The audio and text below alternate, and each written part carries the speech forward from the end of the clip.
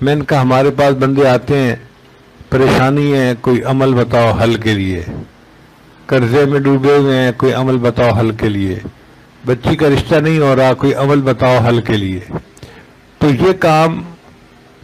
لے کے لوگ ہمارے پاس آتے ہیں۔ تو مجھے تو یوں لگتا ہے کہ امام بخاری رحمۃ اللہ نے اس حدیث کو سب سے آخر پہ اس لیے لکھا کہ اب یہ طالبات پڑھنے کے بعد اپنے گھروں میں چلی جائیں گی، پھر ان کے رشتے آئیں گے اور ان کی شادیاں ہوں گی اور ان کو سسرال کی زندگی گزارنی پڑے گی۔ اب یہ بچیاں حالات کی مچھلی کے پیٹ میں پھنس جائیں گی۔ مثلا ایک بچی کے رشتے نہیں آ رہے، اب وہ کیا کرے، عمر بڑھتی جا رہی ہے، تو ماں باپ بچی کو خود تو نہیں کہیں چھوڑ کے آئیں گے، کوئی مانگے گا رشتہ تو نکاح کریں گے نا، اور بچی خود تو کچھ نہیں کر سکتی، وہ حالات کی مچھلی کے پیٹ میں پھنسی ہوئی ہے، اب کیسے نکلے اس کو سمجھ نہیں ہے۔ ایک عالم بن گیا، اس نے اپنا کاروبار شروع کر دیا اور قرضے کی مچھلی کے پیٹ میں پھنس گیا، اب قرضے سے کیسے نکلے اس کو سمجھ نہیں آ رہی، تو وہ چاہتا ہے کہ مجھے کوئی عمل بتائے کہ میں اس حالات میں سے کیسے باہر نکلوں۔ تو سنیے،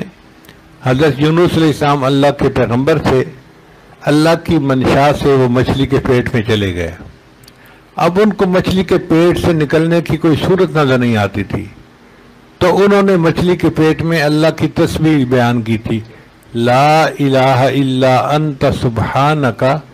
انی کنت من الظالمین، اور اس تسبیح کی وجہ سے اللہ نے ان کو مچھلی کے پیٹ سے نجات عطا فرما دی تھی۔ اللہ فرماتے ہیں فلولا انہ کان من المسبحین، اگر یونس علیہ السلام اللہ کی تسبیح بیان نہ کرتے للبث فی بطنہ الی یوم یبعثون، وہ قیامت تک مچھلی کے پیٹ کے اندر رہتے نکل نہ سکتے۔ اب بتائیں کتنی بڑی قید تھی کہ قیامت تک انہوں نے مچھلی کے پیٹ میں رہنا تھا، مگر تسبیح بیان کرنے کی وجہ سے اللہ نے مچھلی کے پیٹ سے ان کو نکال دیا۔ تو امام بخاری رحمۃ اللہ نے سبق دے دیا کہ طالب علموں تم جاؤ گے، تمہیں اپنے حالات کی وجہ سے پریشان ہونے کی ضرورت نہیں، نہ عاملوں کے بعد جا کے ایمان خراب کرنے کی ضرورت ہے،